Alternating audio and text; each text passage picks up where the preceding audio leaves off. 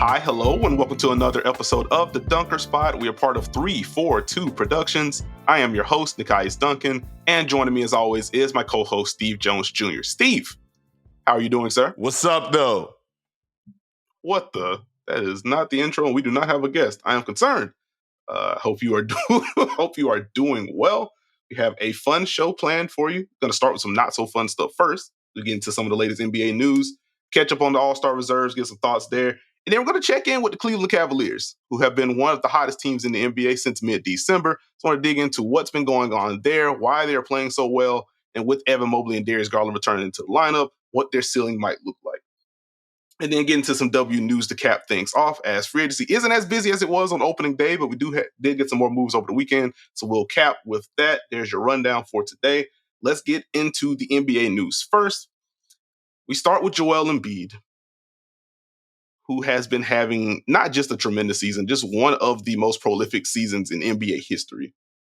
And it looks like that one, at the very least, is going to be halted, if not finished for the year. He has suffered a left meniscus tear.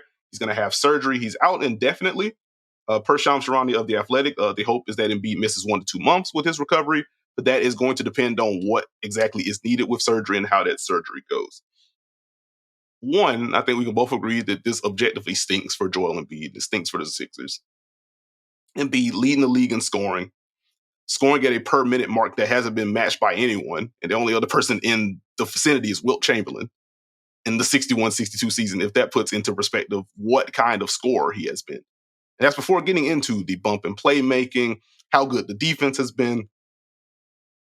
It's been the best season of Joel Embiid's career following an MVP campaign, and it stinks that he is once again suffering through injury things. The broader question I have, aside from the obvious, hoping Joel Embiid gets better, hoping the recovery goes well, and he's able to have long-term help, not just come back this season. I wonder how Philadelphia handles the deadline heading into Thursday. I think the Embiid injury obviously complicates, with the timeline kind of being up in the air, that kind of complicates what they may want to do. Philly has been a team that's been linked to DeJounte Murray, been linked to a number of big names, or bigger names, rather. And so I wonder, do they feel they can get Embiid back by the end of the year and make a true title push, or if it's worth let's just roll over our cap space into the summer. Let's get Embiid right. Even if he does come back later this year, let's just roll this team over, see where we can go, and then make a big move in the offseason. So did you have any, obviously you can send your well wishes, but beyond that, did you have any thoughts on how Philly should approach the deadline? I mean, for me, I was always in the camp that Philly didn't have to make a deal unless it took them over the top.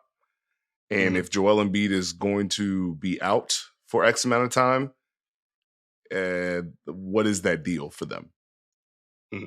And do you want to make that deal without Embiid being able to play to know exactly how good that deal is? That's where I get stuck. I don't know if that's the move. I think Joel Embiid, hopefully he's able to get well both physically and mentally. Not easy to get back on the shelf, especially when you're playing at this level. I mean, it's 35, 11, 5 assists, 53% shooting. Just as a heads up, y'all, if we want to talk about ducking games and all this other nonsense, also mention that would be the 53.3% shooting. That was going to put him on track to be the third NBA player to average 35 on 50% shooting. It would have just been him, Wilt, and Michael Jordan. Instead, a pretty impressive list. Instead, look at what the chatter became. And so I want to make sure that I send the well wishes to Joel Embiid. I also would hope at some point we can appreciate the greatness of these players while they're able to play, instead of doing the tennis match of takes and then, guess he's hurt. Who's next? Yeah, I don't like any of that. And that is just that's the nature of discourse. That's the nature of online discourse in particular, but it shouldn't be. And I made a similar tweet over the weekend where it's if nothing else, if there's a silver lining to this, for us, obviously for Embiid, he just needs to get healthy.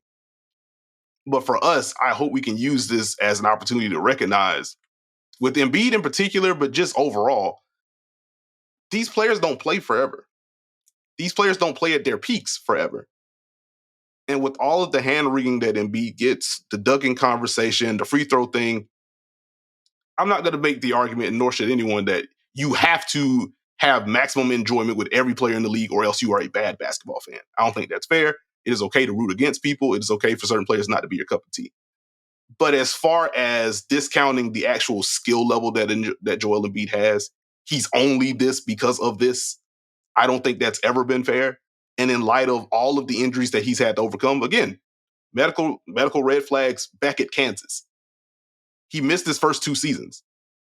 He almost won Rookie of the Year playing, 29 games, 30 games? Because he was that good. Malcolm Brogdon eventually won it. But he's always had a bit of a timer in light of the health stuff. And I just feel like we should take at least some of the edge off with some of these Embiid takes where it's like, this dude is phenomenal. We should appreciate it, even if you don't fully enjoy it. Again, not asking a Celtic fan or a Heat fan to root for a Sixer because that's just team rivalry stuff. That's fine. Like, this dude is really freaking good. And again, scoring over a point per minute. Steve just dropped the stat that he was in Wilt and MJ company. This is one of the most prolific mid-range scorers in basketball, in addition to what he does on the block. The passing improvement, being able to pick and pop from three, being a defensive anchor all at the same time. This is one of the best players on the planet. And I just hate that some of that just gets dismissed over all of the outside noise. It doesn't have to be that way with Embiid, and it doesn't have to be that way overall. Look, basketball's subjective. A whole bunch of different ways to win. There's a whole bunch of different things that you can like. For me, it's just, okay, even if you dislike Joel Embiid's game or you want to call him hashtag, getting to the free throw line all the time, the man scored 30 points in like 22 straight games. He had a 30 and 10 rebound streak that was insane. I think there's enough room to at least acknowledge, yeah, that's pretty good, but also, at least for me. Mm-hmm. Because you end up in a scenario where now Joel Embiid's out, and what have you appreciated from the season? It's just one of the biggest stories in the league, just gone for you. That's where I land. Now, I will ask this question. You mentioned the trade deadline. Where are you at with Philadelphia as a whole going forward? Because the landscape of the East has changed, as we'll talk about here in a second. A+ T's. The Sixers now find themselves in the 5 spot. A game behind the Knicks. Mm-hmm. My math's right. 3.5 games behind the Pacers as we record for 6. 4 ahead of the Magic for 7, which put them in the play-in. Now, Magic Pacers, a little up and down, uneven, but Halliburton's minute restriction should end at some point. Him and Siakam finally got a win together. Orlando is going to compete every single night. Hashtag Miami, I'm not unlocking your rant today. No, sir, not today. Okay. When you look at it, how do you feel about them going forward? I think in terms of just their playoff stature, I don't think they fall out of the top 6. I think there's enough of a cushion there. And if you are of the optimistic timeline that you get Embiid back in a month or a month and a half, in theory, they should be able to tread water to the point where maybe they fall to 6. Maybe Indiana passes them. But if you get more inconsistency offensively from Orlando and Miami, you don't think both of those teams pass them. Then you get Embiid back and then you're fine heading into the postseason. I will say, just watching Philly, I want to see what kind of attention Tyrese Maxey gets and how he deals with that. Because I would imagine with Embiid out, he's just going to get more of the game plan coverage. Similar to Jalen Brunson, and we touched on that a little bit during the Knicks episode last week, and we saw over the weekend. If it's just you, teams are more inclined to say, hey, how about we just put 2 on the ball? And then crowd the paint. Let's see if we can funnel the ball to someone that you don't want to have to make decisions. I'd imagine Tyrese Maxey sees a little bit more of that. I've enjoyed his season overall, and I think he's done a better job of handling traps this year. But I think it's going to be a little bit different without Embiid at all for at least the next month or so. And so this is going to be an interesting opportunity for Tyrese Maxey to kind of grow within that. And even beyond Maxey, just to see what kind of shots Philadelphia can generate now without Embiid. One thing on the Maxey front, we saw Brooklyn put 2 on the ball against him as the Brooklyn Nets beat them over the weekend. So to your point, it's going to be huge to see the reps that Tyrese gets during this time and how much that pays off for him going into the playoffs, say Embiid comes back, or going into next year, to where now, yes, you've made the leap. You've been able to find that rhythm, be able to make plays with Embiid. We've seen the drives hit. Now when a team is taking you away, how do you adjust? Now, that's not any different than any young scoring guard is going to have to face on their trajectory. You make enough shots, you hit enough of these buckets, we now have to shift our defense to make sure it's not you. One thing that stood out, it's only 2 games. Incredibly unfair sample size. 2 games without Embiid, right? Mm-hmm. 50 field goal attempts for Tyrese Maxey, 6 assists. Yeah. So now it's not just that the fact that he has to quote unquote make plays and make them in a different way. He still has to do the scoring part too. So that's going to be a different thing for him to balance. But I think, me, there's always an opportunity for a team within injury to be able to find something. So now, can you find more movement? It's outside of Maxey, it's what kind of shots can they generate consistently? Right. And what can they open up? Because if you end up in a scenario where Maxey gets these reps, he's able to handle 2 on the ball, you found a few more movement things, now Joel Embiid comes back. And I assume if he comes back, he'd be at a certain level of health based on the last, 2-3 weeks or so. You could put yourself in a different scenario. Mm-hmm. Do you recommit defensively? Just those little things. Do you find people off the bench that are now able to elevate and say, you know what, I got this. More Kelly Oubre. We see more Tobias Harris.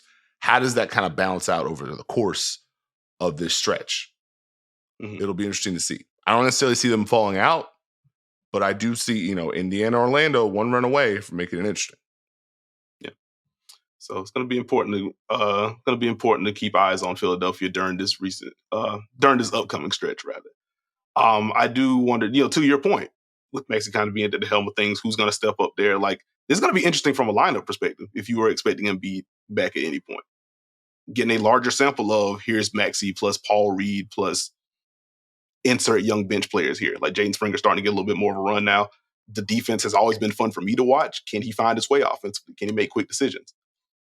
Like, can he earn his way into, all right, we got the full complement. Maybe we can afford to play Jaden 12 minutes in round 1 now because of what he showcased during this stretch.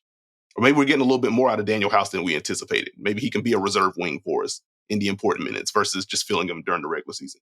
So I do think it's an interesting opportunity. Again, overall of this just stinks for Joel Embiid. I hope he's better, and I hope collectively we can all just be better about how we discuss these things. While we're still on the injury front, just very quickly, Zach LaVine, it was announced over the weekend, he's having surgery on his right foot. He is now done for the year, which, again, stinks. But also, as we head into the deadline with Chicago, as Alex Caruso's name has been mentioned, DeMar DeRozan's name has been mentioned, this isn't the first year that either of those things happen. Chicago seems to be in a weird spot as they're currently in the play-in picture. A half game ahead of Atlanta for 10, only 2 games ahead of Brooklyn right now. They are 4 games behind Orlando, 4.5 ahead behind Indiana for that 6th spot. Does the calculus change at all for Chicago to you heading into the deadline with the LaVine injury? Well, I was going to flip it to you at first. I mean, because the interesting part here, if you're going just small picture, short term, well, one, it's unfortunately another season where Zach LaVine is going to end up having to sit for a significant amount of time. But you found things when LaVine was out initially, as far as Kobe White, as far as Caruso, being able to get more out of some of their different young guys and insert some different things, force more DeRozan and Vucevic into handling the offensive load. What does that mean overall? And what do you do big picture wise? I guess would be my biggest question. Because do we have an answer for what this big 3 is? And of the answer that we have, is there anything that would change your mind on it? I don't know, especially in relation to the rest of the East. Because, like, even if you feel like you can get a healthy version of LaVine moving forward and you get more of a playmaking bump from him, or Vooch is back to hitting threes, do you feel better about the best version of Chicago than you do about the Knicks right now? I would argue the Knicks as a concept, because obviously Randall's out right now. But like, would you feel better about where the Knicks are at their ceiling? I wouldn't. And that's before getting into Boston. That's before getting into Milwaukee if they're able to figure out anything. And so with that in mind, I feel like I have my answer on like what the ceiling of this big three is. And considering LaVine's already been in trade discussions, DeMar is expiring,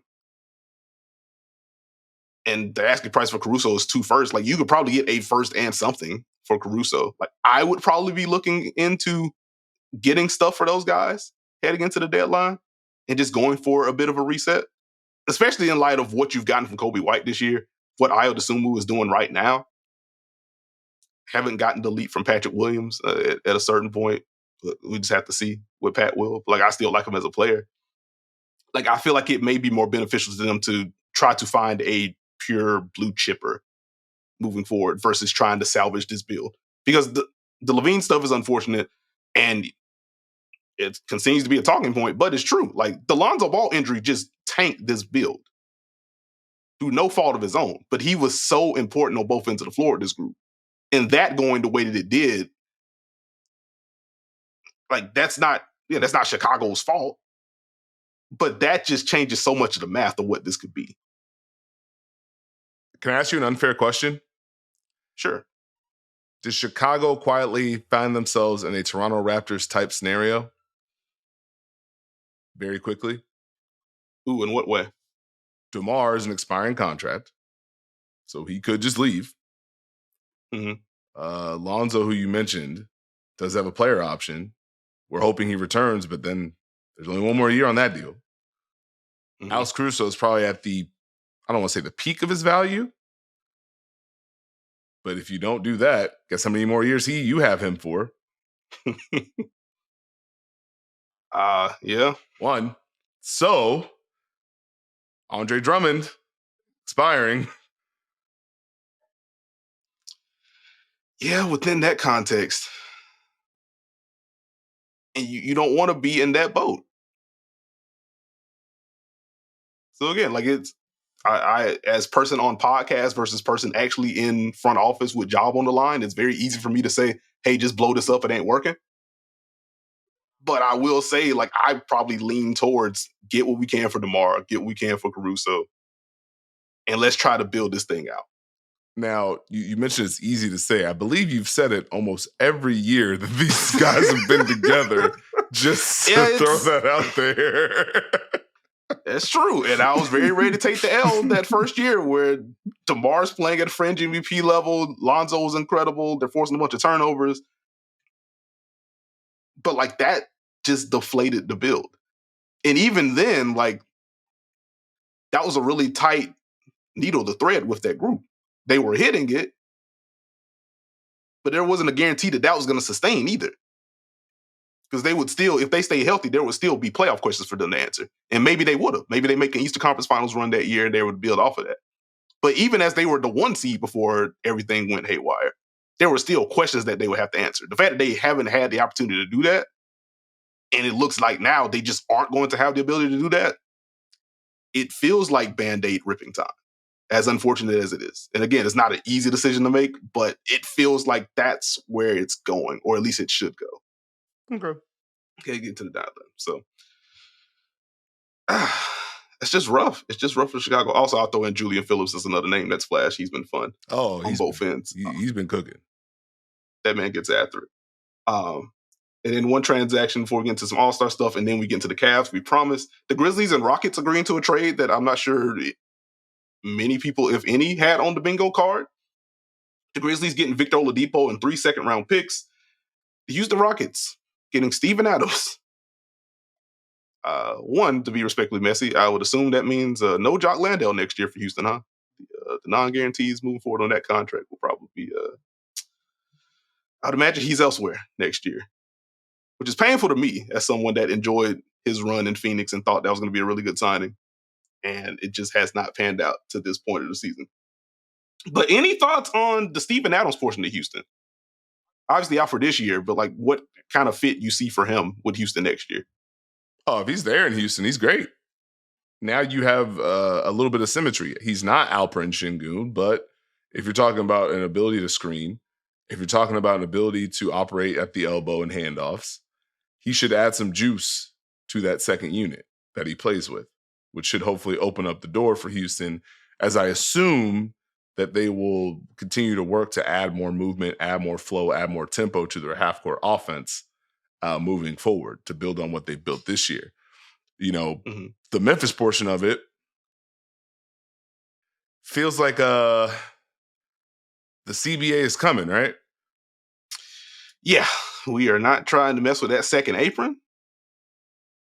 With the Ja contract, Jaren contract, the Bane contract, still going to have Marcus Smart. And if we have plans on adding anyone else, if you remember over the offseason, like they're one of the teams that was mentioned throwing out a whole bunch of picks to try to get Mikal Bridges in the room. And that's probably something they could at least attempt to revisit again. But clearly Memphis feels like they're still a piece away and they need the room and cracks at the apple, getting those second round picks. It's not like Houston has done an awful job at finding rotation pieces in the draft. They need as many avenues as possible to add that guy, since free agency might not be the avenue for him. So it makes sense from their side. The Steven Adams fit is interesting, especially if you're just projecting him as just a backup. Like, I don't think Ime tries to play him and Şengün together at all with any kind of real sample. I guess you could make the argument for it because of how both of those guys can be used as passers in the high post and stuff, but I don't think we see those two together. Adams should absolutely help solidify that second unit. And by all accounts, just seems to be a really good locker room dude, period. So if you want experience and you want accountability and you want someone that can help the young guys grow and also just ease some of the emotional burden off of the young group, Steven Adams should be primed to do that while he's in Houston. So I like it. I hate that we're not going to get to see like the on-court vision of this until next year, but caught me off surprise, but it was interesting. It was certainly interesting to me. Or since it's this week, they could trade him again. That possibility does remain. So I guess we will see what happens heading into Thursday. Very quickly, the All-Star reserves were named. In the East, Jalen Brunson, Donovan Mitchell, Tyrese Maxey, Jaylen Brown, Bam Adebayo, Julius Randle, and Paolo Banchero. Dope. Embiid is out for the foreseeable future. Julius Randle also going to miss the All-Star games. He's dealing with the dislocated shoulder. Who would be your two injury replacements for Embiid and Randle? And in general, did you have any issue with the reserves that were named? Did I have any issue with the reserves that are named? Hey, if you're watching on YouTube, you can click on the video where we had did the old man, the three things with JJ Redick. That is my entire lineup. I would imagine the answer is no. So no, I don't have any issues with it. I think Trae Young is going to be a no-brainer replacement unless he just says, I don't want to do it. But I would imagine he would be at the top of the list. I mean, it's kind of a weird dynamic that for the second year in a row, 20 points, 10 plus assists. I too find it odd. But I mean, I think that he's been an impactful player, especially the way that he's been playing. Hawks have won 4 in a row. I believe all those are home games. I think he's averaging 30 and 10 during that stretch, shooting 50% from the field, 60% from three. So I would probably lock him in. My second name, I don't know if he gets it. I would go Jared Allen. The Cavs turnaround and his play, I think his double streak ended. But so now it's at 17 of his last 18 games that he has a double-double. But since the injuries have gone down, it's been 18 points, 13 rebounds, 3 assists, and a block from Jared Allen. And so his aggression, his consistency defensively have been huge. There could be an argument for a Celtic potentially because of the impact, but I don't know if they get 3.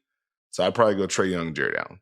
What say you? Okay, I got you. Well, this is boring. I was also going to go with Trae Young and Jared Allen. That's my reserve. The Trae's a no-brainer. Like, I had him as a reserve, if you want to go back to the Old Man, the Three Things episode, but did not make it. He should be in. I think that's a no-brainer unless he says no, pulls a Jimmy Butler or something of that sort. Jared Allen, for all the reasons that Steve named, and some more that we'll get into when we get into the actual Cavs deep dive. I really want this to be Scotty Barnes, and I still feel just, on aggregate, he's had a tremendous season. This recent stretch has not been the kindest for Scotty. There's context to add, especially in light of like Jakob Poeltl just got back. That's his most important screener. They're working in new pieces. So like there's context to add. It's not all on him or anything like that. But the recent slide plus Toronto's record certainly doesn't help the all-star case with Adam Silver picking it in particular. So I doubt he gets in. I don't want to go under the radar that he still had a really good season, but I can't get there to all-star now. And I'm saying that as someone that had him he was an early reserve for me when we were going through the exercise. Go ahead. I forget which year it was, but I remember we were doing the pod and I made a case for Pascal Siakam because his numbers, like only everyone else that had them were in the all-star game or were about to be in the all-star game. So like, yeah, why would he not? And then he didn't make it. Scotty Barnes is averaging 28 and 5. Do you know who else is doing that in the East?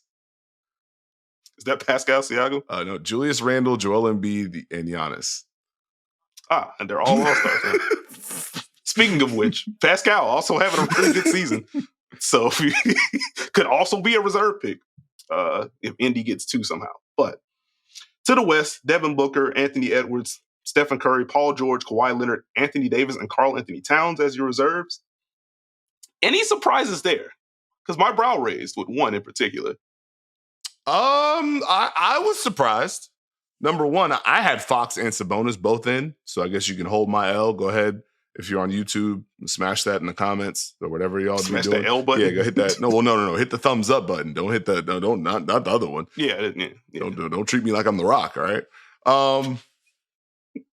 I was surprised both Fox and Sabonis didn't make it. I had them both in. I thought for sure at least one would get in. Just neither. Paul George didn't necessarily surprise me. Again, the West had a bunch of cases, so it wasn't like I was like, oh, shock. Paul George is playing very well. The Clippers are playing very well. That tends to get rewarded. And you got to remember, Paul George can cause a headache in a coach's meeting. He can do everything. So, you know what I mean? It makes sense.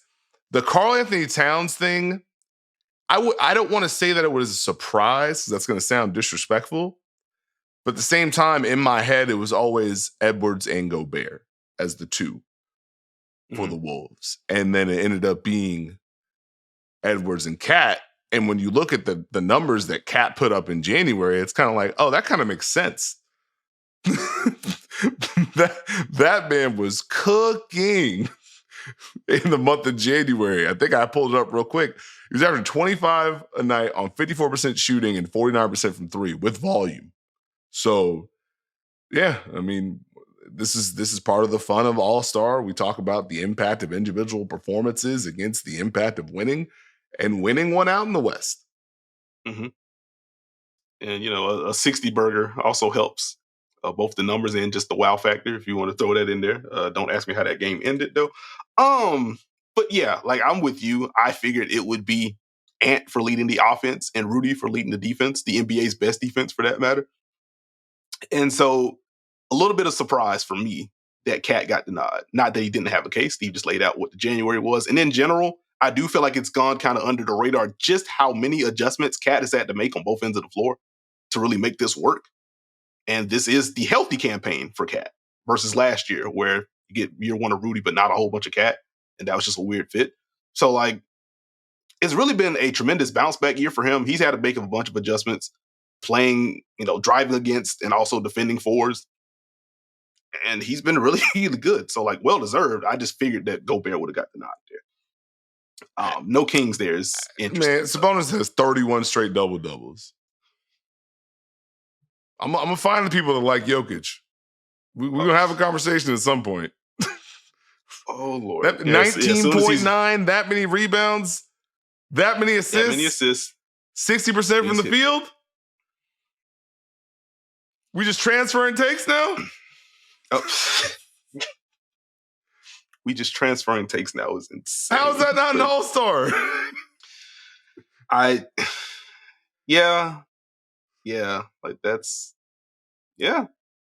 it's odd. And to your point about like winning out, again, I think Anthony Davis is an all-star. He was on my fake ballot, made the real one. He's been tremendous. Should be in the Defensive Player of the Year race. Probably a little bit looser than it was. His case a little bit looser than it was earlier in the year, but should still be in the discussion at the very least. But if winning is the thing that actually won out, it's not like the Lakers have been winning a ton of basketball games this season. If you look at like the Sabonis case. Now again, like full disclosure, I feel like Brow has been better than Sabonis this year once you factor in the defense. And AD hasn't had the best offensive context to work with. So I don't want that to get misconstrued. But if winning is the major factor here, then like AD over Sabonis, that can get a little dicey. They get a little bit dicey. The Lakers got 2. The Kings didn't get 1.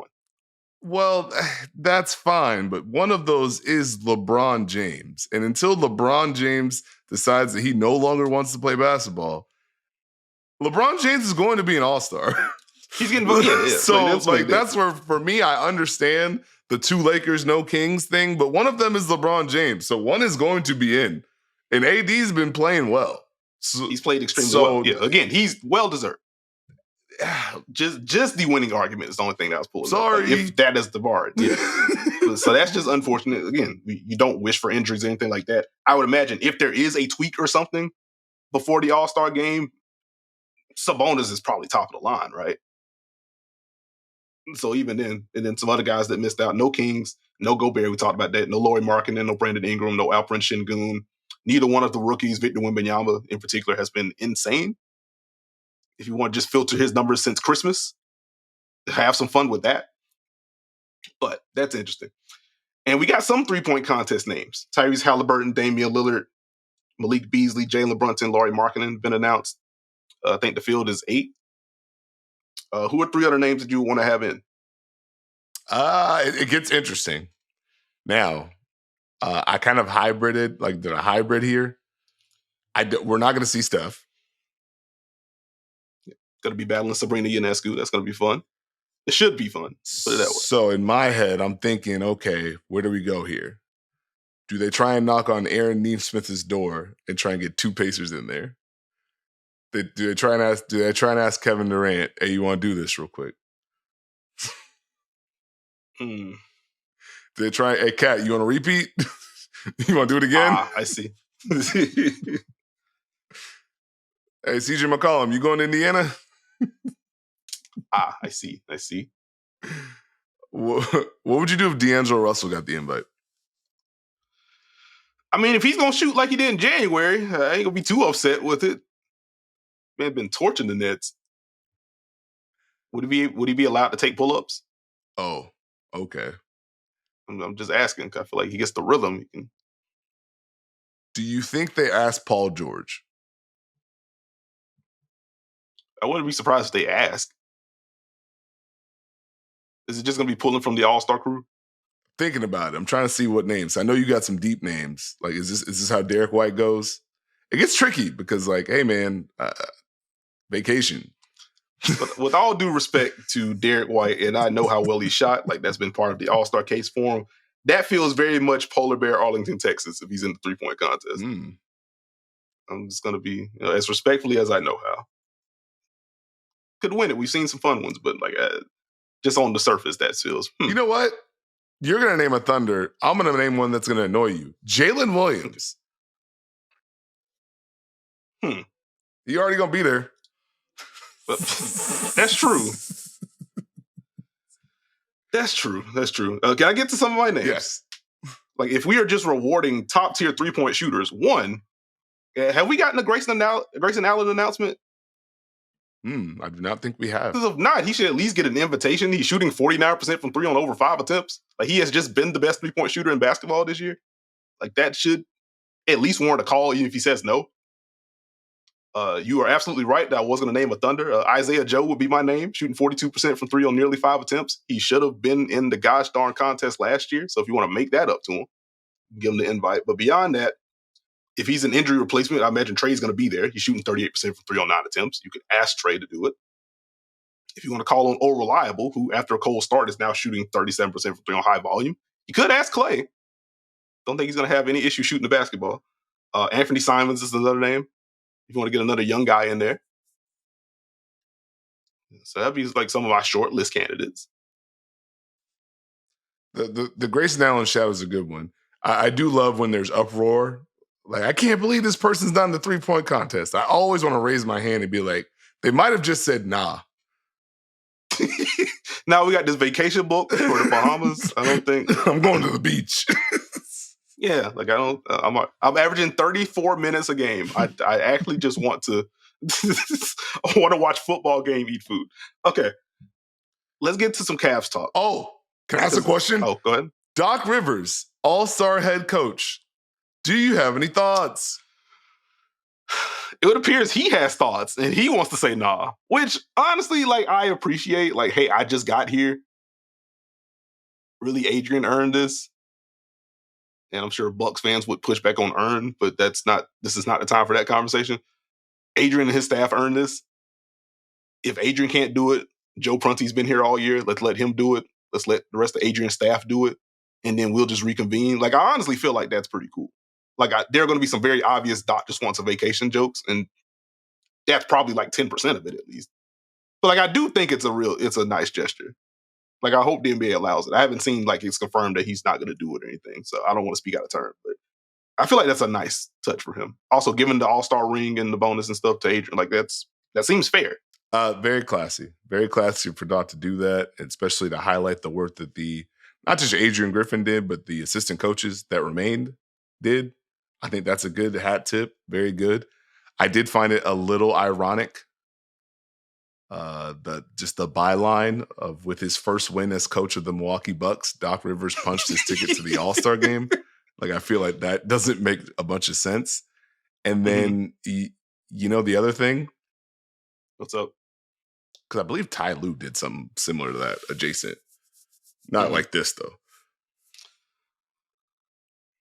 It's kind of funny that the only reason that he's in this position is because Joe Mazzulla can't do it again.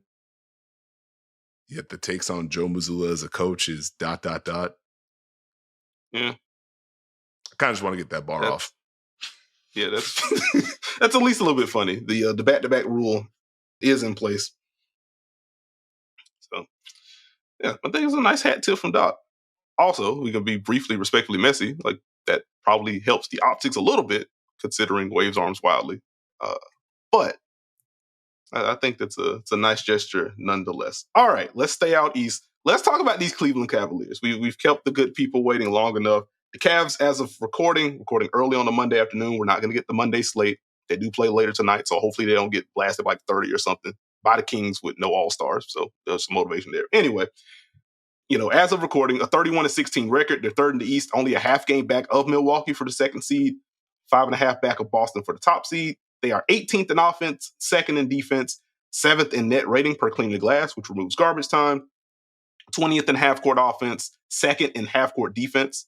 When facing top 10 defenses, the half-court offense is 13th. When facing top 10 offenses, the defense is first. So we found the reverse Knicks stat.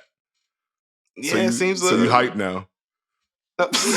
Or just continuation of the Clippers, because they rank pretty well against the top 10s too. Best transition offense in the NBA, 5th best transition defense in terms of points per possession allowed. I've had a lot of fun with this Cleveland group. So as someone on this podcast said, currently wearing blue, that once the injuries for Darius Garland and Evan Mobley were announced, that this was a unique opportunity for Cleveland to have some role players step up, for Jared Allen to potentially do more, for Donovan Mitchell to take more ownership. Cleveland as a whole could maybe find some things. I think it is fair to say that they have certainly done that since December the 15th. An 18-4 record for the Cleveland Cavaliers. They've had a good offense. The defense remains elite. They've actually had the best defense in the league since that stretch. And I've just enjoyed watching them work. Like watching Isaac Okoro, Dean Wade, and Jared Allen on the floor at the same time. That's a whole lot of size and length. That's a lot of ball pressure from Isaac Okoro. A lot of smart rotations from Dean Wade. The interior presence of Jared Allen. When they bring him up to the level of the screen, they can afford to do so because they have so much length behind that, especially if it's Okoro guarding the ball and they have a more dangerous threat. You want to just get the ball out of that player's hands. You got a whole bunch of size and length rotating behind that. The rotations for Cleveland has probably been the most fun part of their defense. So I've really enjoyed watching them get together defensively. And then offensively, I feel like I've had more fun watching Jared Allen than anyone else. And that's not intended to be disrespect to Donovan Mitchell, who has been insane all year, and especially during this stretch. Pull-up shooting, the drives, the increased playmaking. We'll dig deeper into those shortly. Donovan Mitchell has been Cleveland's best player, so that's not the argument I'm making. But in terms of my personal enjoyment, watching Jared Allen get more elbow touches, more high post touches, watching him play make out of that, him and Max Strus hooking up for dribble handoffs, Strus consistently hitting them on the pocket pass, watching the level of physicality that Jared Allen is playing with, both as a screener. He's one of the guys that I've highlighted for screen time. But even as a finisher, not quite Sabonis, but hitting first when he gets those deep seals, when he gets into the post, getting the offensive rebound, making sure he's going up strong to try to get more shots up or get to the free throw line. That part's been fun. And then as part of Cleveland's transition offense and their early offense, Jared Allen as a trailer has been a lot of fun for me. Not a stretch big at all, so you don't have that shooting threat, but he just has the perfect blend of, I will grab this board, fling an outlet, and then run as fast as I can to get a deep seal, a very deep seal, and force pressure on defenses that way. Or let me just trot up the floor. You're going to swing this across to Donovan Mitchell or another ball handler. We can flow into this early drag screen, and we can play out of that. Or let's pitch this back to Jared Allen. Now I can go to a handoff or pick and roll on either side of the floor. He can make decisions from there. And I feel like the way that they've been able to utilize Jared Allen has helped invert the offense overall, but it's also helped with some of the flow, even if all of the numbers don't necessarily reflect that right now. Because like if you look at like the Strus Allen pick and roll numbers or the Mitchell Allen pick and roll numbers, those aren't like 1.3 points per possession or anything crazy like that. But in terms of the flow that Cleveland is getting into and the kind of pressure that they're putting on defenses, I feel like that bodes well from a process standpoint. As you work Darius Garland back into it, as Max Strus, who I feel like has played well on both ends, but just has not shot well from three during this stretch since December 15th in particular. As those shots go in, I feel like Cleveland's going to they're going to have better flow offensively. They're going to put more pressure on defenses. And the numbers should start to back that up in terms of the shooting. And I think that makes them a dangerous team in light of what their defense already is. We've been thinking about the Cavs almost all for season. A long time. Almost all season. And I find it interesting. Now it's time to tap the button. And, you talked about the man in the blue. You go back and we wondered what would happen with Cleveland during that stretch with no Mobley, with no Garland. You hit on a lot of the positives about it. But I think big picture-wise, this stretch feels important, not just for their potential or being able to survive or thrive, playoff positioning or the playoff context, which we'll touch on. I think it just ties into them as a unit.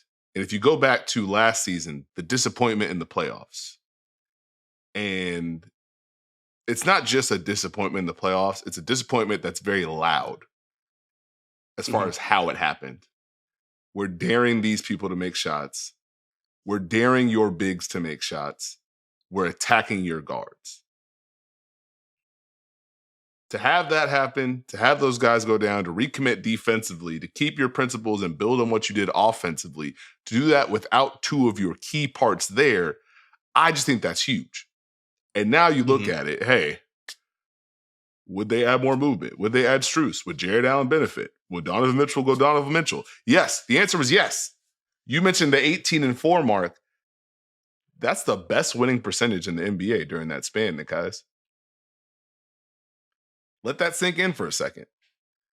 Yeah. If you pull it back to November 15th, Cleveland is 27-10. That's second behind Boston for the best record in the East during that span. And newsflash, they have the same amount of losses. They both have 10. 14-8 on the road are the Cleveland Cavaliers. Do you know what that is, Nekias? That's got to be one of the best marks in the East. That is the best road record in the NBA. And think about the Cavs being where they are right now. 3 seed, half game behind Milwaukee for 2. 13 games of Garland, Mitchell, Strus, Mobley, and Allen as a starting lineup, 8-5 record. Seems like some positive indicators are there for Cleveland. Drink it in, man. Identity is so important for success in this league. If you can find your identity, if you can trust your identity, if you can build on your identity, it will carry you through adversity. Bookmark that bar. No matter what playoff limitations you want to stamp on the Cleveland Cavaliers, it's clear they have an identity, and the way they're playing, it's clear they believe in it. I think there's multiple ways we can go about it, but I think you have to tip the cap to Donovan Mitchell. He's having a career year, folks. 28 a night. 6th in the league is fantastic in scoring. It's a career high 5.5 rebounds for me. It's a career high 1.9 steals a night for me. It's a career high 6.4 assists for me. That's going to paint the picture of his impact. You know, the month where there was no Darius Garland and no Evan Mobley, for most of it, man averaged 28 and 7.6 assists. We should probably talk about that instead of where's he going to go? Should they trade him? Should they trade Darius Garland? This is a good basketball team.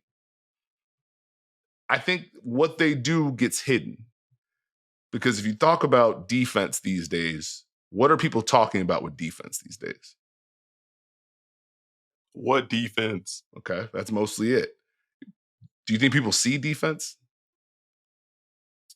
Not as much as they should. So for me, the biggest key to defense these days is sustaining your efforts. Can you clean up, help, and recover? You are going to have to defend multiple actions, multiple sets, multiple drives. Watch the Cleveland Cavaliers, especially with Evan Mobley back. Watch his help defense. Watch Jared Allen's help defense. Watch Donovan Mitchell's help defense. They're not perfect. They have breakdowns. They're there to help each other, though. That's a massive difference.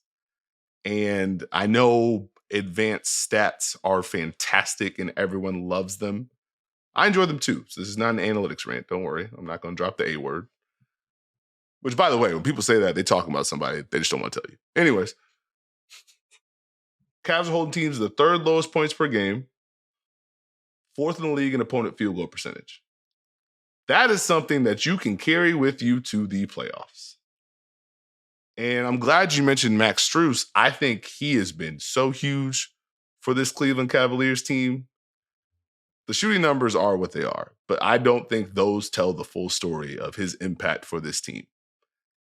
It's not just about being able to space him and teams being worried about him when he's spaced. It's the usage.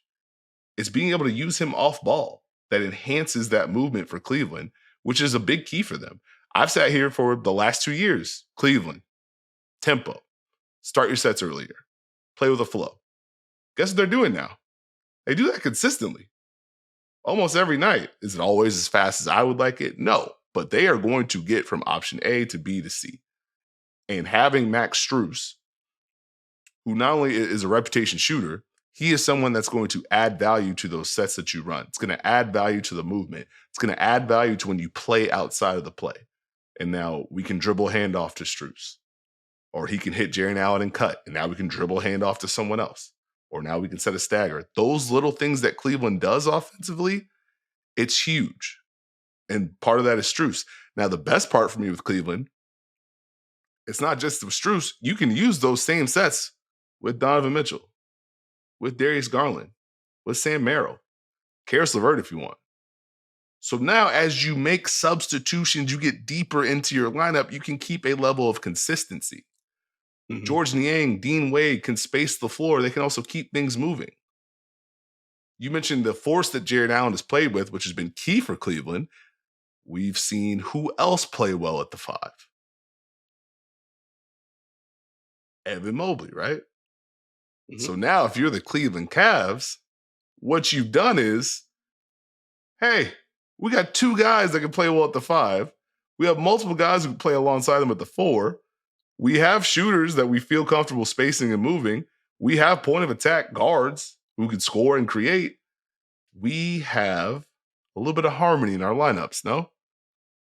Yeah. That's something you can take with you to the playoffs. Karis LeVert.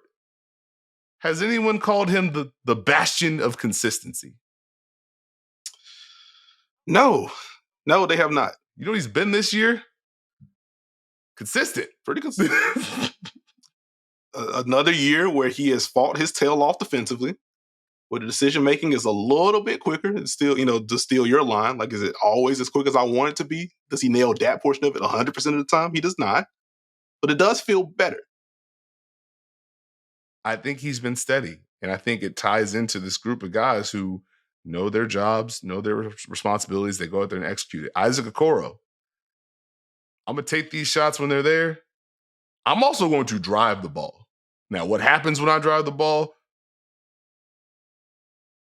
We'll see. We going to see. But there's no hesitation. Hesitation's not there for me. Sam Merrill, hey, I'm here to do one job. One job only. I'm here to let it fly. And you know what the sneaky part is? We've talked about Sam Merrill over the course of the pod. He has played his way into these minutes. Defensively, that man is playing like he does not want to go back to the bench. So you want to put me in action? Here's a show. Here's a recover. Oh, no, you slide under. Oh, I got to switch now? All right, fine. Funnel to help. But that's kind of what Cleveland's got. And I think that's kind of the fun thing. I don't know if they get enough credit offensively for what they do, in all honesty. They do a great job of combining actions when they're really humming in the half court. That's been the most fun. They just put different actions and sets together, dribble handoff into a pin down, into more dribble handoffs. Here's Jared Allen setting the screen. We don't have anything. Oh, here's Jared Allen at the elbow, as you mentioned. Oh, here's a dribble handoff to Max Strus. He cut back door. Wait, we float in the stack pick and roll. My goodness. Oh, it's Donovan Mitchell as a screener and a popper. We didn't get it clean the first time. Let's rescreen so Donovan Mitchell can screen and pop. Oh, no. And then it's for me, it's the kind of shots they're generating and the flow that they have that gives me confidence. Now, when it comes to the playoff, do you trust what you've seen? I trust most of it. Okay. And it's funny that you asked that because one of the questions I wanted to ask you as we brought up, like what Mobley's been able to do at the 5, more recently what Mobley's been able to do at the 5 as he's come back, how other guys have stepped up, etc. My question to you is going to be, in light of the smaller sample because of injuries, you mentioned 13 games with their ideal starting lineup. Do you feel better about the double big setup? And moreover, do you feel better about the double big setup within a playoff context? Because that still feels like the biggest question surrounding Cleveland and where all of the annoying trade talk comes in with the group. But like, do you feel better about that portion? Yes, in the sense that they don't have to use it the entire game. Mm-hmm. That's where I feel better. Now, I wouldn't go this far, but there's a world where you could say, hey, who's their best closing lineup? And actually have a conversation. Is it Mobley and Allen together, or is it one of them plus pieces? Mm-hmm. I think that's a positive step for Cleveland. Now, you do want to make sure you can figure out that portion of the program because your defense is a whole lot better when those two are playing together. But it's a lot closer to the ideal of Minnesota to a degree, where at one point we're going to have a great big on the floor at all times. Mm-hmm. How they maneuver through that lineup-wise, closing-wise is going to be interesting, but the pieces are there. I feel more comfortable with that portion of the program, knowing that if it doesn't work, they could pivot and not fall off than before where y'all need to make this work. Oh, no. They making both y'all finish. Oh, no. We don't have a pivot. Yeah. And to that point, just very quickly, 690 possessions per clean the glass with Evan Mobley and Jared Allen on the floor together. They are positive, a plus 3.1 net rating, but that is off the strength of their defense. A 106.8 defensive rating, that's in the 97th percentile. A 109.9 offensive rating, which is in the 14th percentile. So still some things to work out offensively, but again, we got to let the sample grow. This is in the midst of not having Garland and Mitchell a lot together. This is in the midst of having a lot of Max Strus, but shot difficulty plays a part of it, but overall, like he hasn't shot as well as you would expect for him. If any of that improves, those numbers are going to look a lot better, which is why I think both of us are of similar minds. Like, okay, let's see what you're trying to do. Obviously, results matter, and when you get to the playoffs, you just got to win. But let's see what you're trying to establish and see how that feels. Like, I do think they are, like, the usage with Jared Allen in particular, not that this is new that they've used Jared Allen as like an elbow hub or something like that, but being able to up the volume to that degree and get those kind of results makes me feel even better that, okay, we can invert this anytime we want to. If we do want to use Jared Allen in this way, like I feel more comfortable stagger away. First guy goes, okay, now here's a pitch to Darius Garland. Now you're just flowing to an empty side something with Evan Mobley now. And Jared Allen has his big pulled away from the paint or making the help decisions even tougher because he's above the break defending Jared Allen. Like I feel better about them able to flow into that kind of stuff than I was last year. So like I think that push should be fine. Also, very quickly, as you got into the belief in Cleveland, very surprised you didn't drop a Believeland pun. I was expecting that from you, but it's all right. That's all right.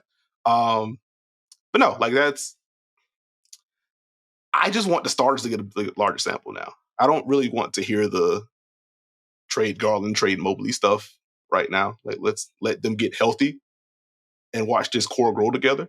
Obviously, Cleveland still has some pretty big questions to consider heading into the offseason, depending on how the season goes. Like, can't completely ignore that, but we've seen Darius Garland be all-star good. Donovan Mitchell is all-star good, and it's going to factor into the MVP conversation to at least some degree. Like, he wouldn't be in my top 2 or top 3 right now, but at the very least, he's going to be in the conversation. We've seen Jared Allen be all-star good. Evan Mobley, we've seen the all-star flashes, particularly the second half of last year, heading into the playoff series against New York. We saw, oh, snap, this guy's a terrifying defender. He is shooting with more confidence. He's making quicker decisions as a driver. Oh, no. If this is year 2, year 4 might be terrifying. So let's let this group continue to grow together. I'm glad you brought up Sam Merrill, because I love the movement stuff with him.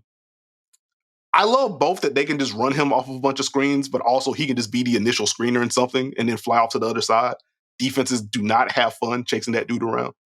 I also love how quickly, not only does he have a job to do, just how quickly he does his job, just many a Cleveland game. Sam Merrill has checked in, sideline inbound. Oh no, Sam Merrill is taking a 3. We need to account for him a little bit better than we have already. So like that portion's been fun. And back to Isaac Okoro very quickly. Because I just kind of quickly went over the defense for him has been fun. And it has been. I'm glad you brought up the decisiveness that he's playing with. The drives, he feels a little bit more comfortable. The results, him as a finisher, like you're still waiting on that to get better. But the defense has been so fun. He's had to take on so many tough assignments. Like go back to the Clippers game. He's had to deal with James Harden and Kawhi Leonard when necessary. Taking on Cade Cunningham. Watch the most recent Bucks game where he had Damian Lillard. And Dame did not have fun dealing with Isaac Okoro. So he's had to take on some tough assignments. His help has been good. And I was like, okay, I felt really good about Isaac Okoro's defense. And over this recent stretch, I felt really good about it. And I think we had a brief conversation about it during one of our online watch parties, which link in the description, folks. Come watch basketball with us. Where I was like, I think we both decided, like, I don't think he's going to make an all-defense team, but he should at the very least be in the discussion because he's been that good. Like, he probably falls in the KCP camp for me, to where you watch him. He's very important to a really good defense, and he should get consideration, but he may not have like the box score numbers or even the advanced numbers to really make the case strong in light of the all defense teams being positionless, but he's been insane. So this morning, I was like, okay, cool. All the games through Sunday are updated. Let me look up some Okoro numbers and see if I can get something that can contextualize what he's doing. 0.92 points per possession on any trip featuring a Okoro defended isolation. That's good. It's down to 0.85 since December 15th, which is also very good. He's defended 265 off-ball screens, only 0.9 points per possession allowed on those. That's a good number. He's defended 122 dribble handoffs, 0.74 points per possession allowed on that. That's the second best mark among 140 players that have defended at least 100. Number one's Quentin Grimes. And then when defending pick and roll, 0.94 points per possession. There. That's 12 of 51 players that have defended at least 500. Here are some of the names that he is ahead of on that list. You may have heard of them. Derek White, Kentavious Caldwell-Pope, hi, hello, Lou Dort, Alex Caruso, Herb Jones. So again, that's just to put, this is just, he's in this class, just to conceptualize that portion of the program. These are some of the names that Isaac Okoro is in the room with. If you want to contextualize how good / how important he's been defensively. What were you about to say? I was going to ask, is this you revving up those fryers to serve up some fried Okoro for all defense? There's no way you're proud of that. There is no way that you are proud of that. And also, I mentioned up top, watching Okoro, Wade, and Jared Allen defend together. One, the Mitchell, Strus, Okoro, Wade, Allen group has a plus 20.2 net rating in 452 possessions. One of the best lineups in basketball. But with Okoro, Wade, and Allen on the floor together, a 108 defensive rating in those possessions. The Wolves have the best defense in the league. Their defensive rating is 108.5 per clean the glass. So just with those three, and while I'm here, props to Dean Wade, who also has to switch all over the place and take on some tough matchups. The help has been good for him as well. Also, he is hitting threes this year. That seems important for this group. And as Cleveland has consistently looked for, okay, who is a four that we could play alongside Jared Allen or Evan Mobley when they're the lone center? The fact that Dean, he's always done the fill the gap stuff and defended well. The fact that the shooting is also complementing all the little things that he does, it helps those lineups pop even more. So Dean Wade absolutely deserves a shot as well. But yeah, like I've really enjoyed watching these guys step up. The one sad part of the run for me is not anyone's fault. Or I guess not directly anyone's fault, but with Sam Merrill playing the way that he has, with Karis LeVert playing the way that he has, now you get Darius Garland back into the foil. I do miss watching Craig Porter Jr. He was having a fun rookie season. I can't justify him getting like 25 minutes now in light of what the guard room has been and turned into. But like I just enjoyed watching that dude play, watching that dude post people up and get block shots and snake and pick and rolls and playing with his own cadence. Like he's just a fun player. So I just want to quickly throw that in there. But a lot of players have stepped up during this recent stretch. All right. Well, let's get to the business question then. All this. Do you trust Donovan Mitchell and Darius Garland on defense in the playoffs? We're gonna shoot it straight. They're gonna be put in action. Do you trust it? I tell you what, if Donovan Mitchell continues to defend like this, I think it's gonna be a yes on the Mitchell front. He's long been very quick defensively. He has good hands. He has the plus wingspan. He's always had the tools. And since he's been in Cleveland, like he has really competed on defense. And if he's going to defend at the level that he's defending this year, I think I'm a yes on Mitchell. Garland is where it gets shaky. I don't think it's going to be an effort deal for him. But like the last time we saw him, like we know he's going to be a show and recover. Like some of those angles can get a little bit questionable. And just in general, he is smaller than Mitchell. And so I do kind of worry something that we saw last year. You just see like guard actions. All right, let's see how Mitchell and Garland defend stuff together versus let's just pick on one. They're going to have to clean that up. Like, is that going to be a show too? Is that just going to be a clean switch? And then you just trust the help behind that? If it's the latter, Cleveland should be better equipped to deal with the Garland portion of the program. So I guess overall, I'm closer to yes than I was last year, if that makes sense. I don't want to write that down in pen, but like I think they have more options. They have more avenues to solve this. Where's your confidence level?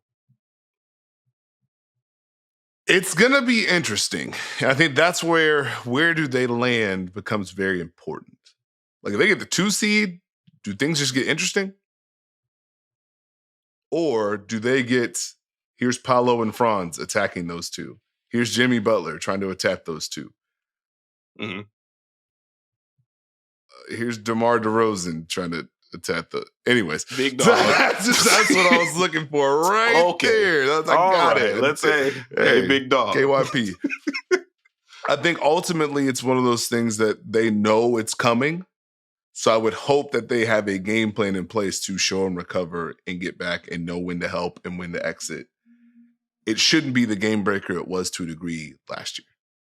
But if the offense is better, you feel better about your help defense, you feel better about your lineups, you should be able to at least isolate that into, okay, these possessions aren't going to absolutely cost us because we're playing at X pace or we're scoring X points. You know what I mean?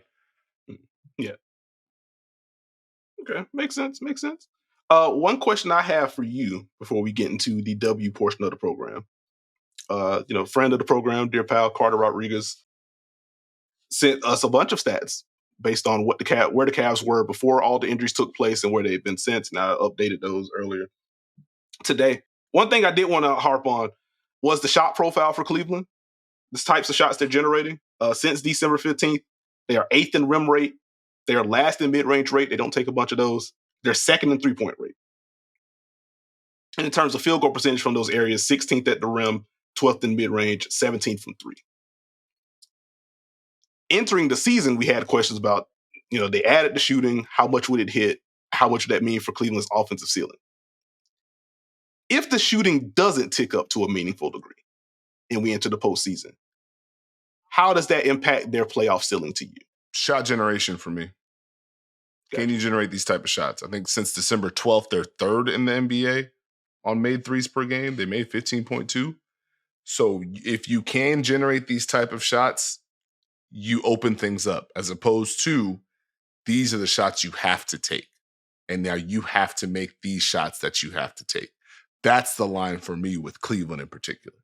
Now, this ultimately could end up being their weakness. Let's put some size on Donovan. Let's tap them on the other end. Let's make these guys shoot. Like, the formula is still there. It's on Cleveland to overcome it. But it's the fact that they've worked to overcome it that is a highlight for me. Okay. Makes sense. Any closing thoughts on the Cavs before we move? Nah. Oh, no, you know what? Respect JB Bickerstaff. It's my closing thought. Put some respect on his name. The man been coaching. He's got those guys playing hard. And again, Cleveland has been one of the best teams in the NBA since mid-December. And as Steve pointed out, 27-10 since November 15th, I think was the date that you gave. That's pretty darn good. And it's not like Cleveland wasn't a really good regular season team last year, too. So, like, they have won under JP. So, props to the Cavs. We will keep an eye on them moving forward. To close this out with some W news, not as active as that initial Thursday, because good Lord, it was hard to keep up. Hold on a minute, player. What's up? Before you say what you're about to say, can I interrupt with things that you did not notice while we were on this podcast? Yes, you can. Returning segment. Now, I do not, and I apologize, I don't know who did it first. I don't know who put the news out first. I'm sorry in advance. Okay. Bree Jones, back to the Connecticut Sun, 1-year deal. DeWanna Bonner, back to the Connecticut Sun. There you go. Okay, they did it. They did it. Because, buddy, and I'm glad we can flow right into the Sun there. Because one free agent that isn't returning for the Connecticut Sun is Rebecca Allen, as the Sun and the Mercury agreed to a sign and trade. The Sun getting Mariah Jefferson, point guard, in that deal. Mariah averaged 10.5 points, nearly 4 assists, and a steal last year for the Mercury. And the Mercury getting Rebecca Allen, who was one of the best defenders in the league last year. Didn't make an all-defense team, but had a very strong case. Led all perimeter players in blocks. Averaged nearly a steal, shot 35% from 3. And one of the primary questions I was going to have was, hey, if Rebecca's gone, there's even more pressure to bring DeWanna back, because if you aren't able to do that, and she was mentioned, linked to Seattle, linked to Phoenix, that wing room is going to have to do some stuff. We're going to have to get more from Dejanay Carrington in particular, who had a good year last year, could have won 6th Player of the Year. They had a case for it until things kind of tailed off last couple of weeks of the year, whatever. Bringing DeWanna back is huge. And Bree Jones got the court designation, so I'm interested to see what they agreed to. I would imagine it's going to be sub-max on that 1-year deal. But I do want to see where that comes in. But that's a good bit of work for Connecticut, bringing those 2 players back. How do you feel about Rebecca Allen in Phoenix? And how are we feeling about Mariah Jefferson's fit in Connecticut? I love Rebecca Allen in Phoenix. Phoenix continued to make moves. I think Rebecca Allen did a whole lot for that Connecticut team. I think her efforts were huge and fit right into the system offensively, defensively. I thought she had a resurgence, guarding multiple positions, being able to keep the ball in front, blocking shots. Carrying that to Phoenix with what they have already, I'm intrigued, because now we can get after you defensively. You may have some qualms about some of the people that are doing the getting after it part, but if I have Natasha Cloud and I have Rebecca Allen and I have BG in the back, I feel good about my defensive prospects. And we also can space the floor a little bit better. We can make some more solid plays. We can move the ball a little bit more functional. I think the pieces are coming together for Phoenix. Mariah Jefferson is a good fit for me in Connecticut. Okay. For me, it's been like, can we just find her a spot that works? Just hoop. I think Connecticut gives me those vibes. What say you? Okay, I got you. Just quickly on the Mariah front, bouncing off of what you said there, it was the Dallas run. It started out hot, and then, hey, what's going on here with the roster spot? They made some trades. Okay, where does Mariah slide in? Then it was the Minnesota run. Then it was the Phoenix run, but then things fell apart with Phoenix, but she was still good. I'm glad that she's just firmly on a good team. And I do think her ability to push the pace is going to slot right in to the emphasis that Stephanie White had with Connecticut. I think she's absolutely going to get them into their stuff earlier. She's going to be able to push and transition by herself.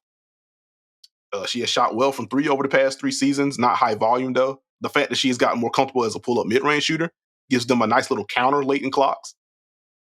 So she can get to that. And then defensively, the way she can pressure the ball, her quick hands, I think she's going to be a really good fit in Connecticut. And as far as Rebecca Allen goes, like, you pretty much nailed it. Like, the fact that you got Natasha Cloud at the point of attack, you got Rebecca Allen that can just swoop in, and you also have Brittany Griner at the rim. Like, that seems like a pretty solid foundation. So, like, that's a pretty nice lot. And then offensively, the fact that at any given moment, you can run Diana Taurasi off screens and bend defenses. You can run Sophie Cunningham off screens and make them think. Rebecca Allen can flow off of screens. You make them think. Having that kind of shooting and that kind of movement around the Natasha Cloud drives, the Natasha Cloud pick and rolls with Brittany Griner, the Brittany Griner post-ups, also helps Rebecca Allen, very willing screener, physical screener. So if you want to just get into just your basic cross screen for BG, that's going to be a lot of fun. Like, I can imagine cross screen for BG, she's flying off of a stagger or off a pin down on the other side. What the defenses do with that? So Rebecca Allen is just going to be a value add on both ends of the floor. Like, that's really good work from Phoenix, who continues a pretty strong offseason so far. And it may not be done. What we got? We good. You sure? The Sun also weren't done, adding a Stu Dufall to a 1-year deal. $125K on that deal. It's a protected contract. That's from Richard Cohen of Her Hoop Stats. We last saw Dufall in 2021 when she played for the Chicago Sky. They won the title that year. Actually shot a career high from 3 in that season. Nailed over 40% for threes, wasn't the highest volume, but fun offensive big at the very least, can pass, but like the pick and pop ability is really going to stand out there. And so I'm excited for the fit in Connecticut if they want to have some size and some spacing elements there. Like, I would imagine they're not going to start together, but you can sprinkle in some minutes with her and AT together. AT with the playmaking that she provides, or if you just want to invert things, we got Dufall above to break the space. You can play her and Olivia Nelson, the Adota together off the bench. You kind of invert things that way. So, like, that seems like a solid scheme fit. I do want to see what the defense looks like at this stage and just how scheme versatile she can be in Connecticut. But, like, those are some of my early thoughts. Did you have anything on us, Stu? I did not. Okay. Fair enough. Last signing that we had was Monique Billings leaving the Atlanta Dream, signing a 2-year deal with the Los Angeles Sparks. Averaged 5 points and 5 boards in roughly 17 minutes per game last year for the Dream. In 9 starts, averaged 7 points and 8 boards. It's a bit of a homecoming. She did play at UCLA, and that was mentioned in the press release as well. Like, very happy to have her back in the area, period. But she is a wily vet that should help an increasingly young Los Angeles Sparks team. But I do think the defense is going to be pretty important for this group. Her being able to slot 4 to 5, sometimes 3 through 5 defensively. She cleans up a lot. And offensively, being able to generate extra possessions with her offensive rebounding, I think is going to be important for this team as well. So, like, makes sense to get a vet in the room. The Sparks will need them. I get the fit. As far as the scoring portion, like, hasn't been a stretch threat. I don't think they're going to dump it down to her on the block unless she has a mismatch. She is really good at sealing players off. So if it is a transition opportunity or somebody botches a switch, she has a guard on her, she will absolutely put that guard underneath the basket. So you may get the occasional dump in there. But this is very much for defense and rebounding, from my view. Did you have anything on Monique Billings? All right, fair enough. Quick thoughts there. It is Dame time, which means it's time for us to hit the horns. Thank you for listening to and or watching this episode of The Duncan Spot. If you have not already, please subscribe to us. We are on Apple, Spotify, Google, Stitcher, Podbean, wherever you get your podcasts, you can find us. And if you are watching this on JJ Redick's YouTube channel and for some reason you haven't subscribed to JJ Redick's YouTube channel, you should probably subscribe to JJ Redick's YouTube channel. Some good content here. We are here every Tuesday, the day after Monday, day before Wednesday. We're here every Tuesday on the channel. And also, JJ has tremendous content dropping throughout the channel all week long. So rock with us. You can follow me on Twitter at Nekias NBA. You can follow Steve on Twitter at SteveJones20. Join the Dunker Spot community on Twitter. You want to have some fun in there. Join us for our online Dunker Spot watch parties. Again, the link is in the description for the YouTube watchers. Also, for the audio listeners, it should be hyperlinked. So just click on that. If you have a League Pass subscription, you can come watch basketball games with us live. Real-time analysis, top-tier vibes. We're breaking stuff down during commercial breaks. If we get some end-of-game nonsense, Steve is breaking down why a play did or didn't work. So if you love that kind of thing, and in general, a community that rocks with you, you will have a lot of fun, a whole lot of laughs. We've been about life stuff as well. So if you just want that kind of space to watch, talk, and just enjoy basketball, the Dunker Spot Watch Party Room via Watch Playback is for you. But with that, we will catch y'all later in the week. Hey, great show, Nekias. While you acting like you don't know the words of this song, buddy.